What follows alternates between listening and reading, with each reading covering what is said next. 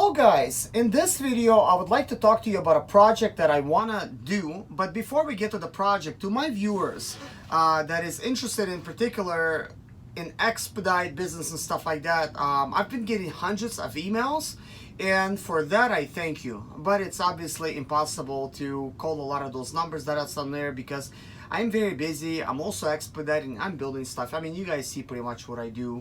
I got a pretty much a busy schedule, and I've tried giving some calls and stuff like that to some of my viewers and stuff like that. But after a while, it becomes very difficult to manage, and then I'm not able to really record at the times that I want to do and stuff like that. So that being said, I don't want to complain or nothing, and I'm not. But let's try to come out with a creative solution.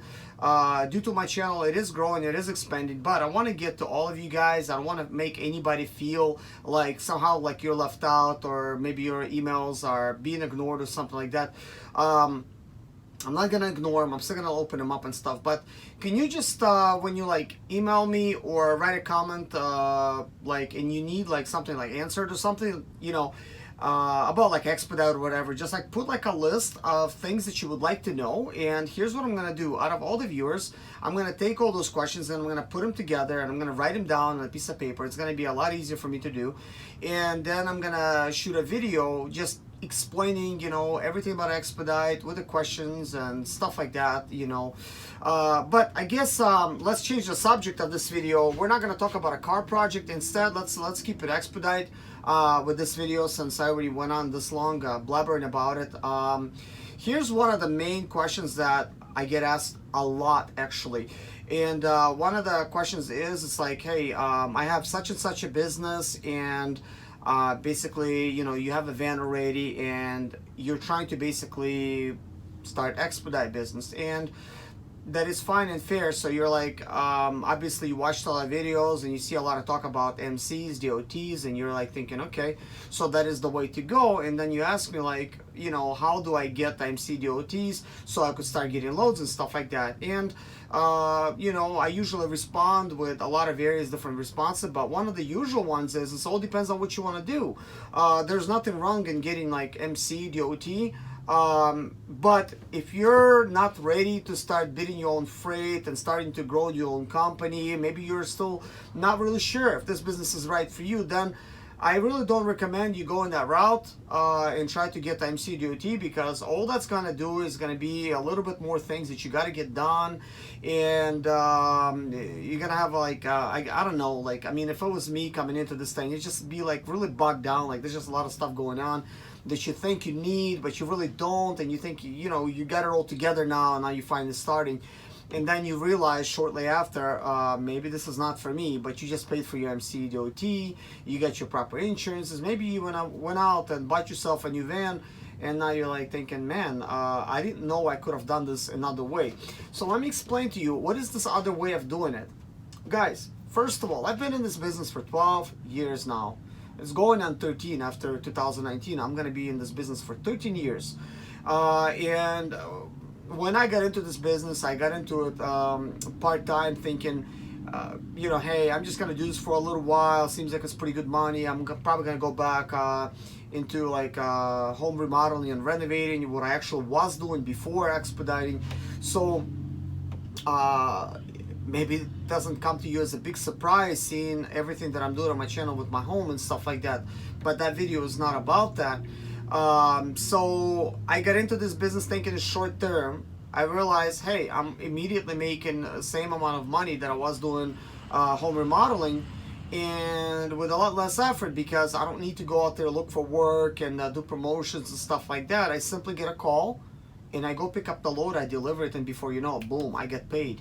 I quickly realized this could be very good money, and at the time there wasn't anybody to give me any kind of advice as to how to actually do this business, how to go about it and stuff like that. I really don't know. So I just simply, because I didn't know, there was nobody that I know that did this, and I know if I can say it enough, I just simply went out and bought myself a brand new Mercedes Sprinter van. And looking back, I don't regret it, even though I've lost that van to the bank when the economy crashed. So I bought it in 2007, 2019, I lost it to the bank. So that being said, sad story, a lot of money lost. I lost the down payment. I wasn't able to keep the payments up because the economy crashed. So let's I guess not go to the negative. Let's stick with the positive. But let's also state the fact that, hey, that's a possibility for you. You might lose the van in a couple of years. And before we even get to like how and stuff, like you could do it and stuff, let's talk a little bit about vans and stuff, and like having a payment and stuff. And man, that's like a topic in its own. But let me tell you guys this in like pretty much like 3 little words or sentences or dialogues, that basically when you buy a new van, don't really think that's a new van that you're buying. And what I really mean, guys, in a couple of years that van's gonna have 300,000 miles or more, and you're still going to have to make payments for the next 4 years if you got a 6-year loan, which is a very popular loan to get. I even seen people go as far as getting something for 8 years.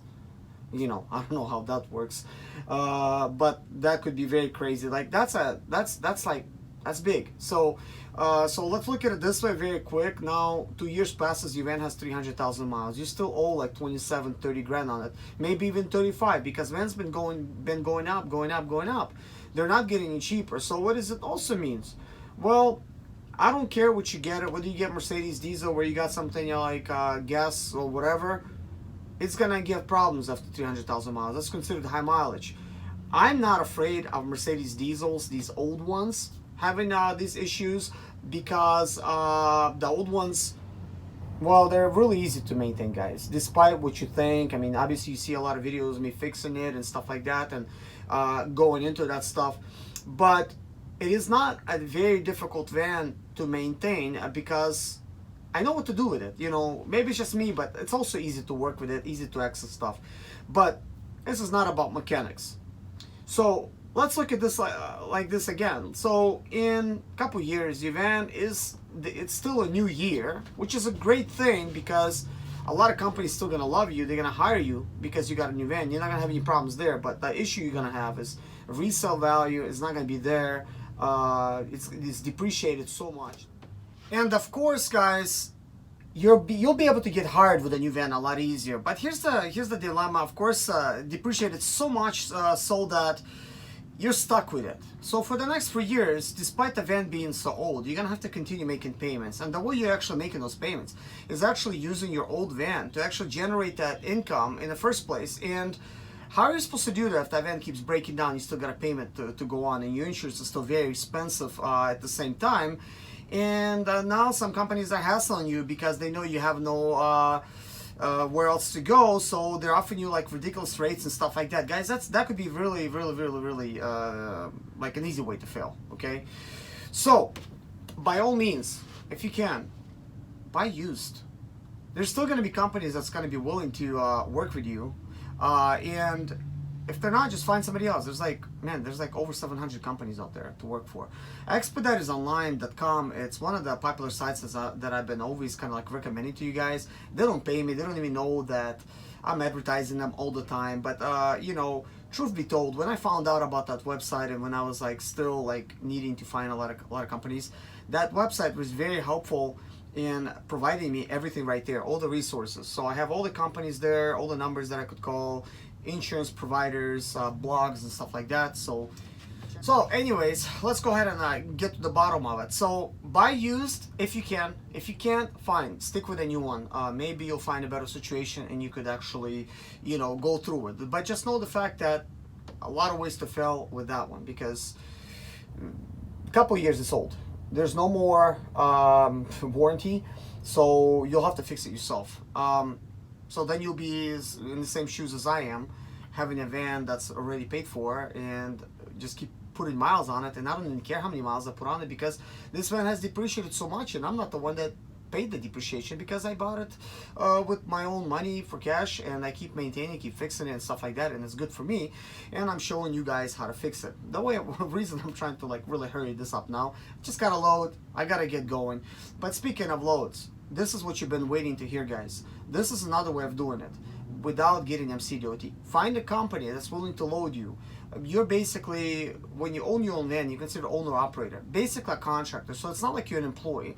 You're gonna be paid with 1099. They're not gonna deduct any taxes out of you. So you're gonna be responsible for your own taxes, and they're gonna send you like a 1099 at the end of the year, which is a Schedule C. You're gonna take that to your tax prepare guy and gal and get it done. And the good thing about owning your own Sprinter, guys, is that there's a lot of deductions to be made. Now, this is not going to be like tax advice or stuff like that, and I'm just going to list only one thing. If I could mention one little thing that you guys need to do is, every single load you get, write down how many miles you had in your speedometer. At the delivery, write down how many miles you have. Do the same thing for deadheads and stuff like that. Keep a good log. Handwritten is probably the best. I'm starting to keep a digital one now. That's on my notepad. But I think as long as you keep it up to date and stuff like that, it's not like you could have just like made it all up, and IRS may be okay with it. Plus, they're like little kids.